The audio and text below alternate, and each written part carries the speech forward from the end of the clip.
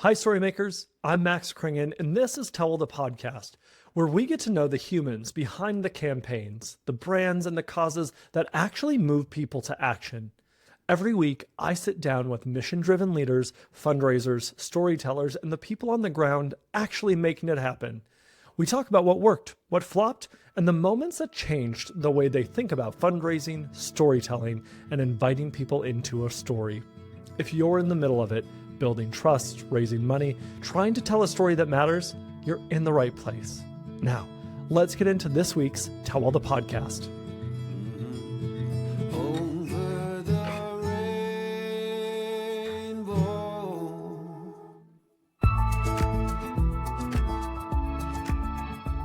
Megan Langley, welcome to Tellwell the podcast. Thank you for having me. I am so dang excited that you're here. You and I have gotten to have a bunch of conversations. We first really met in Williston last summer. Is the first time that I can really remember actually getting to have a 45-second conversation with you. Is that where we first met? I think so. And that's kind of a really nice kind of a setting of the stage for StrengthenND, because the Northwest North Dakota Community Foundation is such a pivotal part of the story of StrengthenND. They were our first client when we formed, and so that's the first time we met.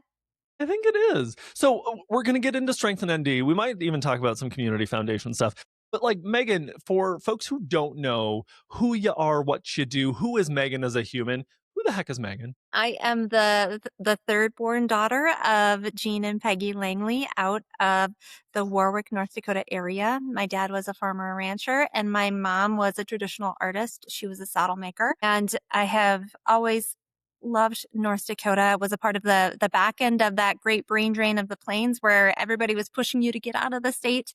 I tried a couple times and failed and came back, and I'm so lucky and so grateful that I've been able to support people like the friends and neighbors that I grew up around now as a job, as what pays my bills.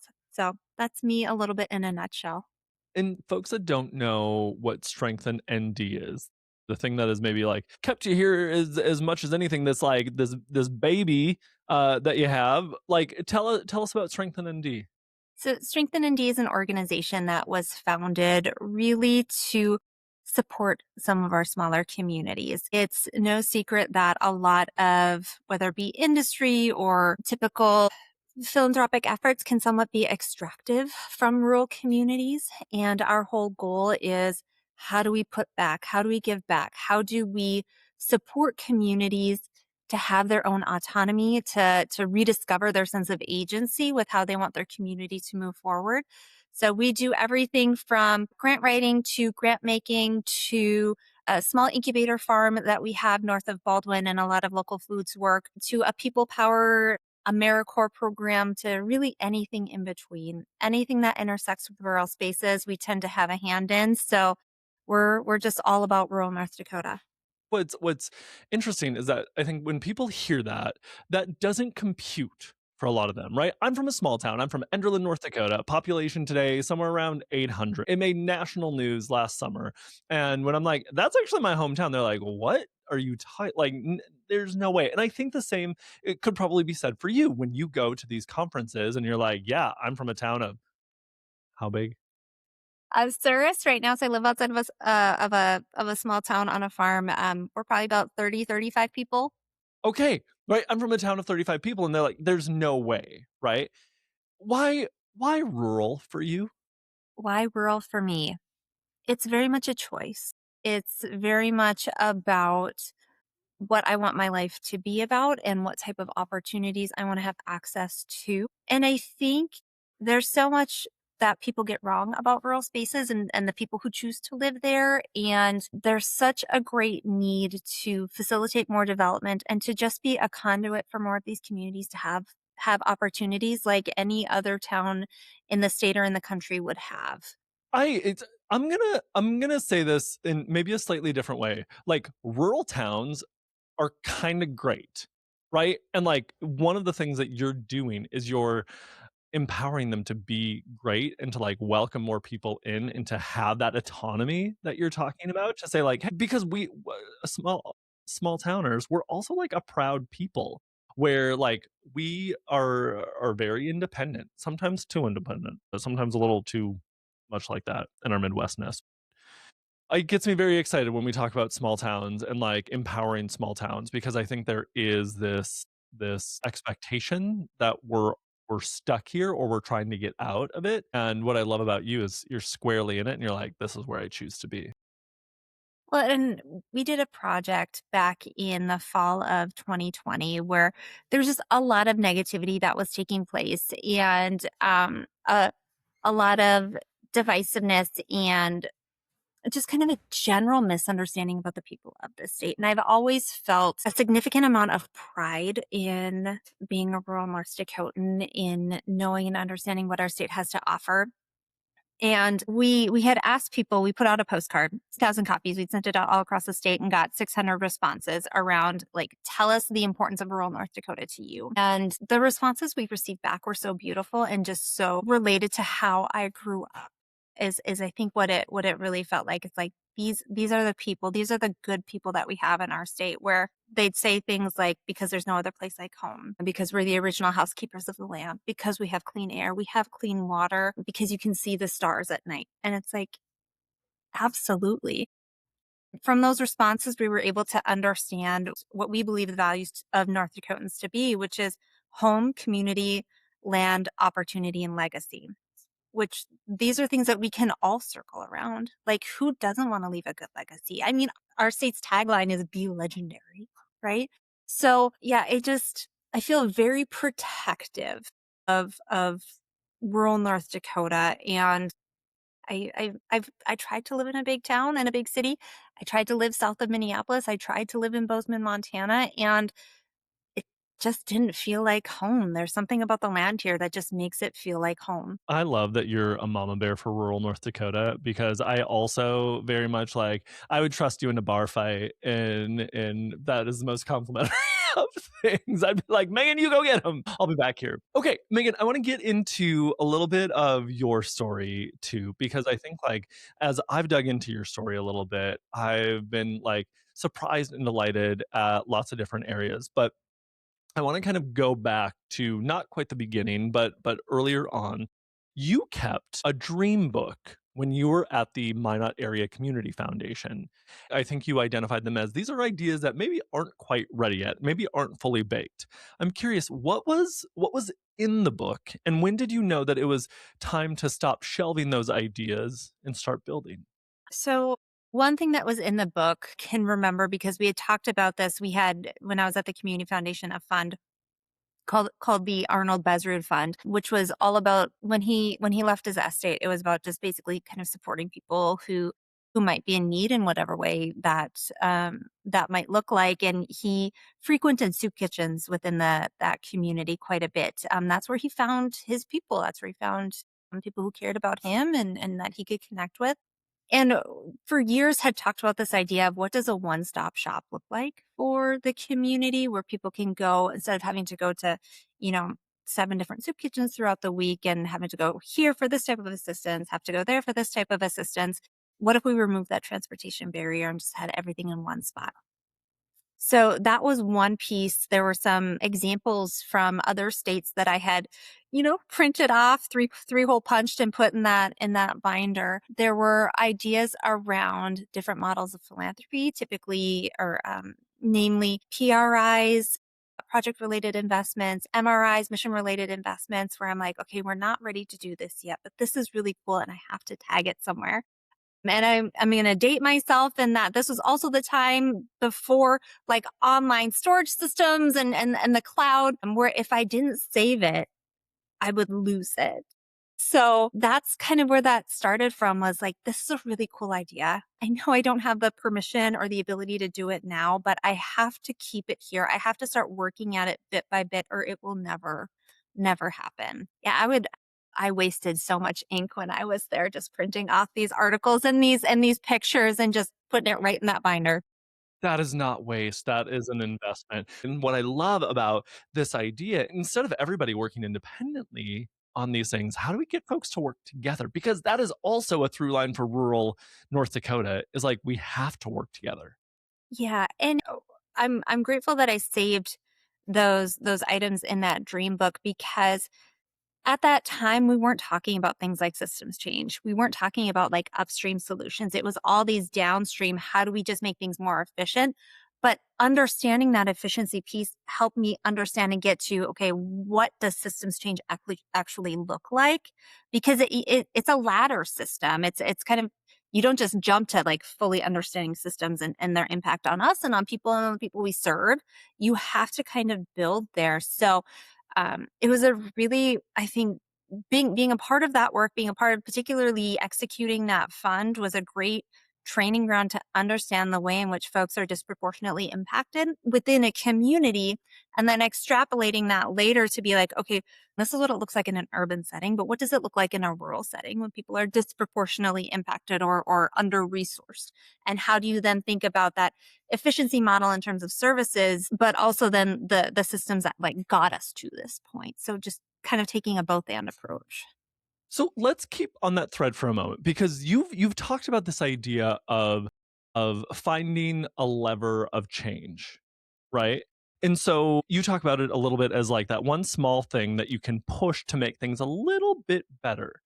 So do you have any examples kind of off the top of your head? Like, can you walk me through a time that you found that lever in a community and then watched it work? Yeah, I mean, I think the easiest example that we have of that is with what we do with our grant making. That pops to mind right away because for our Creative Community Solutions grant making program, and when we were thinking about how do we design this, we were thinking about all the things that sometimes make it hard for a community to get funding. And one of those pieces that makes it hard for a community to get funding is a lack of grant writers. Well, why is that hard? Because then you can't put together a quality grant application. Well, then why is that hard? Like, so just kind of thinking about all those things. What's that one lever that we could push to make things easier for everybody, to make it more equitable for everybody? Get rid of a grant application. Why do you need to have a standard grant application? Mm, Can you get the amen. information in other ways? So like that's one example. Another example that we're hoping to kind of build and spread across the state is this idea of access to capital. I have sat in so many conversations in so many rooms where they're talking about economic development and how do we spur more business development and how do we spur communities to be better. And so much focus is put on access to capital for businesses, but yet nobody recognizes the need for that community itself to have that access to capital. So it's basically like a community owned financing tool that we piloted in the community of Cheyenne with an amazing team called Cheyenne Grit, and the amount that they have been able to generate. They so we've invested $300,000 in them by saying, okay, here's your capital. You make decisions just like any other entrepreneur, any other business owner would do. You make decisions about how you would best invest those dollars in yourself. And we just hopefully you'll have that $300,000 back in that bank account. But if not, it's a capital investment. It might not be there. They've been able to leverage over $500,000 of other grants into the community. They have flipped 3 houses on like 90% volunteer labor. They're working on an apartment building. They've brought back 50% of their Main Street businesses. They're working on a childcare facility, all in less than 3 years, all in a town of about 180 people. So that was one thing. That's all we had to do was here's the money, go. You know? That's incredible. And I think the foresight and the trust that are in there are, like, really commendable as well. I wanna jump back to that first lever that you talked about, because anybody in nonprofit world, anybody in higher education world knows that the grant writing process, research process is it's a giant pain in the ass, right? And it's really like labor intensive, right? Like how many nonprofits have a full-time grant writer or hire an organization to do that? And so you really changed the grant process so that way communities could submit, and I think it's like audio files, a two-page narrative instead of a proposal. I think there's even like a little video element in there that they can. That's a pretty radical move in the spaces that we work in. What did you see beyond just like the like, hey, it requires a lot of people? What was the thing that you saw in rural communities that told you that this way was maybe not just broken, but really didn't work for the way that rural communities work?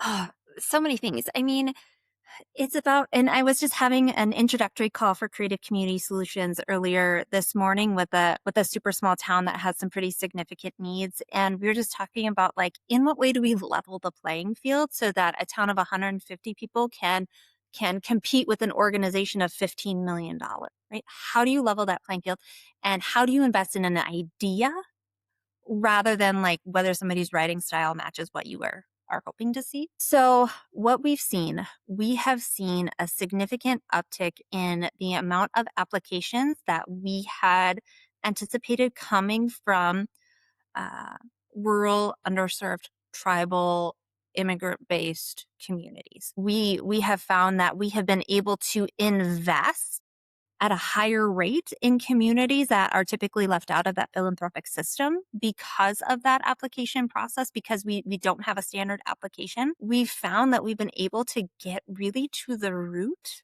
of what people are trying to do and to build that relationship. And that's a big part of our entire grant making philosophy is, you know, we want to be a partner in what it is that you do. Certainly not dictate in any way, anything like that, but we want to be a partner. We want to share in your success. We want to, we provide you a grant. Yes, absolutely. But do you need an AmeriCorps member? Do you need some technical assistance? Do you need this resource? Do you need this connection? We're always there kind of continuing to support. And I think the dialogue that we've been able to have with organizations and communities about like, what do you actually need the money for? Like, Mm. what's the problem you're seeking to solve? Tell us a little bit more about that lever of change because we've been able to, after having those conversations with people and kind of going through a process, say, do you actually need more money? Do you need more time?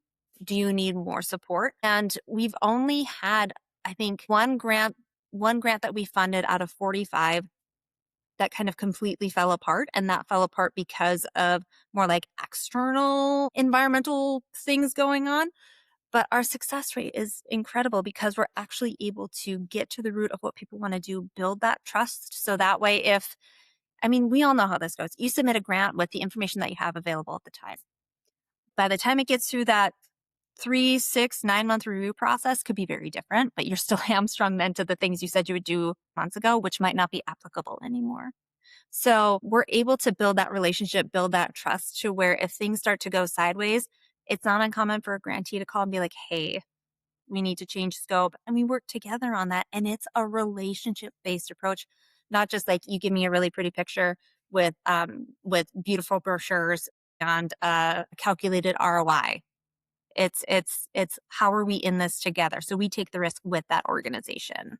I love that. And I think like as somebody who's been on the receiving end of some of that consultation, one thing that I just want to give you props on is as we've had conversations, i- you bring a wealth of knowledge, right? Like you bring a really great perspective, and I appreciate that you caveat in what feels like a very earnest way to say, "Hey, here are our ideas, but don't just change the idea based on what I'm sharing with you because you think that that's what will then get you this grant." Because that's not how it works, and we're very specifically not looking for you to change the why, but how we get to that thing.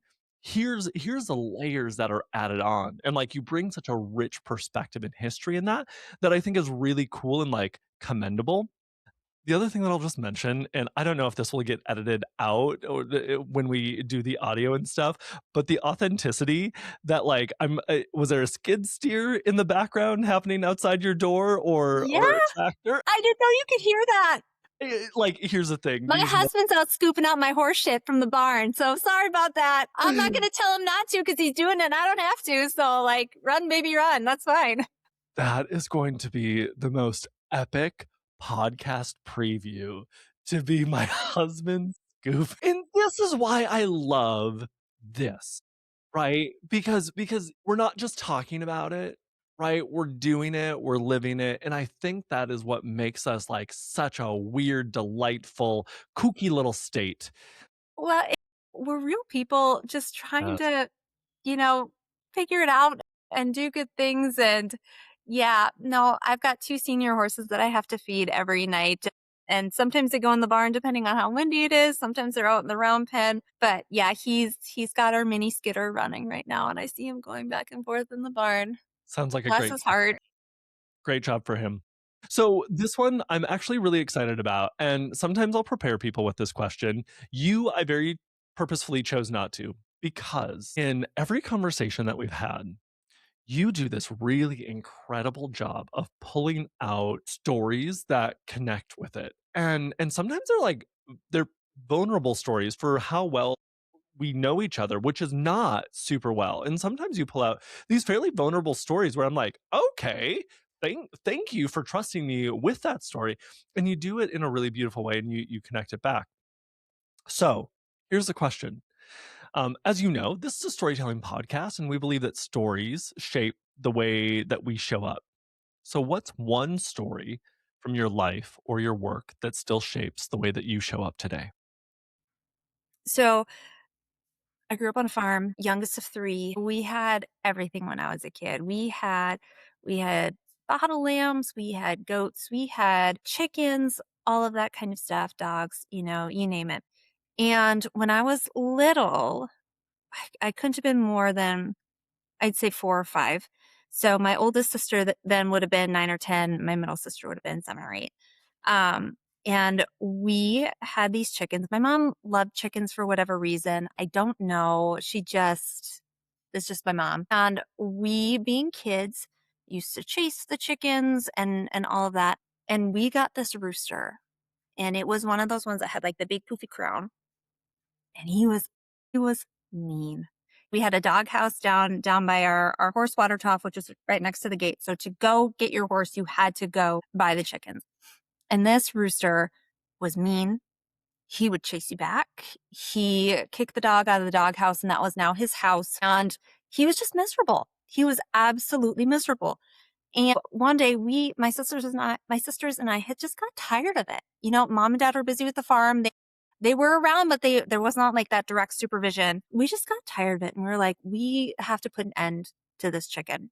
So Kate and Julie, my older sisters, they came up with a great plan, and I was a big part of that plan. They said, okay, we are going to take a shoelace, and we are going to fashion a noose out of this shoelace, and we are going to sit on the doghouse. We're going to hold this noose out. And when the chicken comes out, we're going to get him and end of the rooster. And I'm like, okay, great.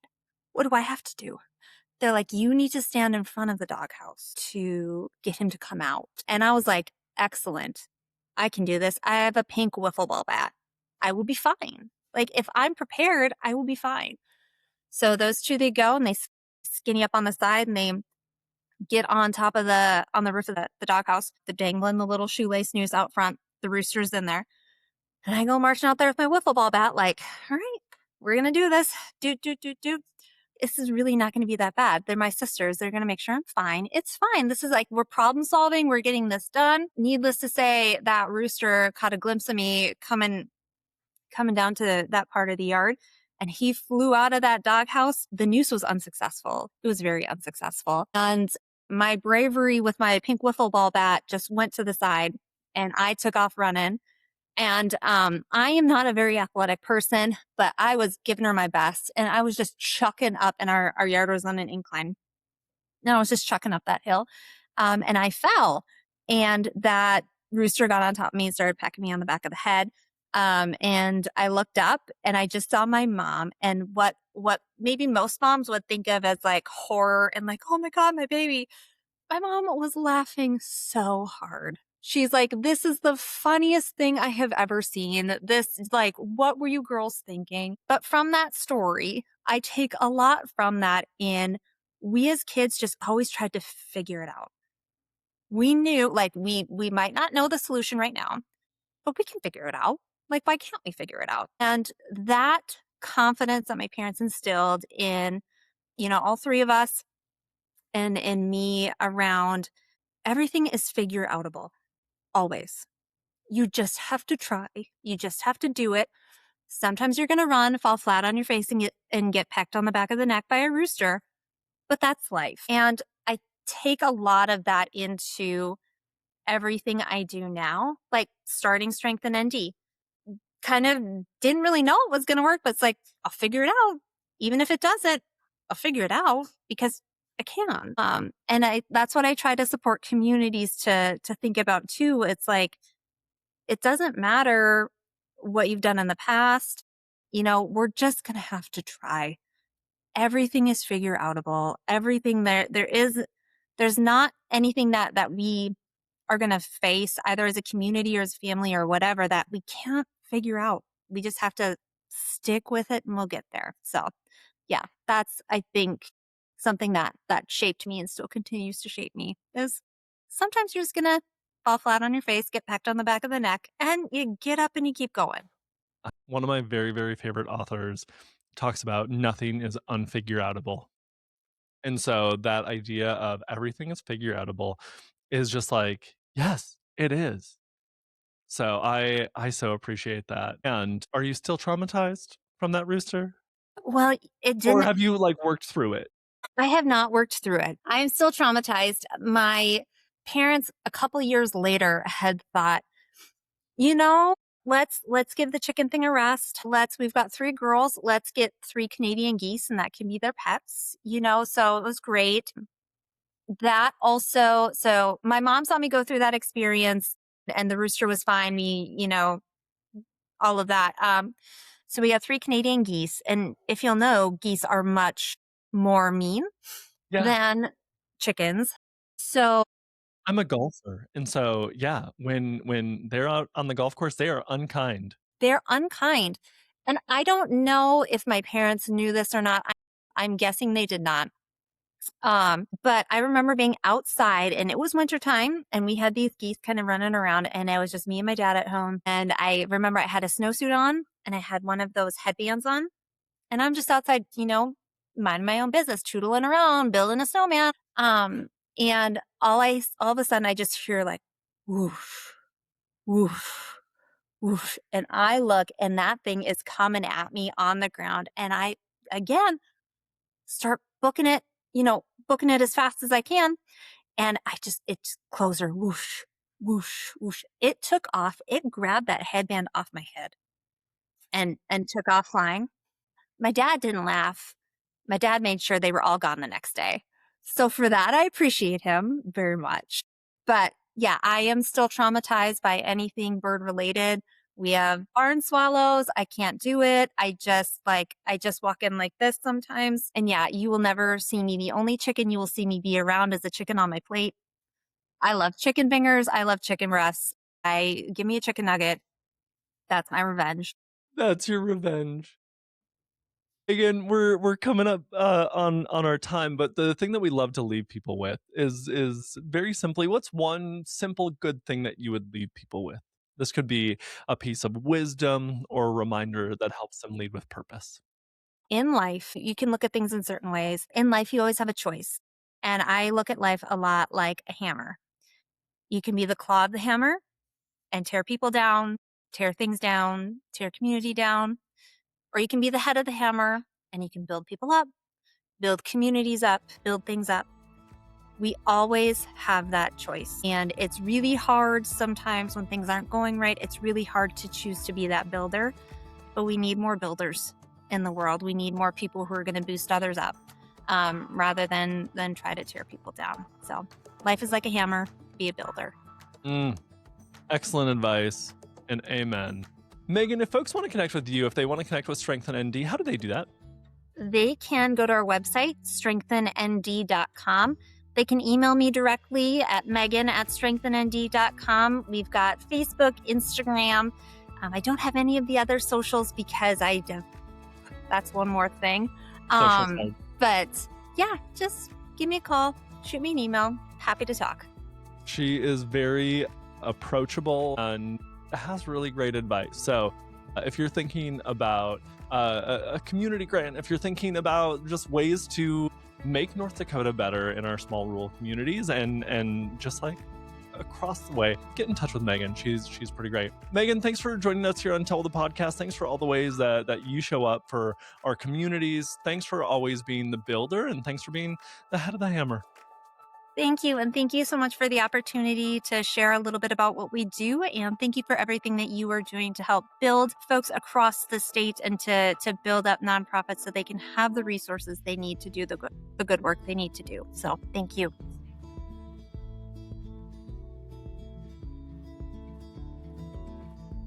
Thanks for spending some time with us today. I hope this conversation gave you something useful to take back to your work. If you're looking for more resources on storytelling, strategy, and building communications that actually move people to action, head on over to WeTellWell.com. We've got guides, case stories, and plenty of ways to dig deeper. And if you're at a point where you're ready to get serious about clarifying your message or telling your story in a bigger way, let's talk. You can book a planning call with our team right on the website. We'd love to hear what you're working on. One last thing. If this episode was helpful, share it with someone on your team or leave us a review.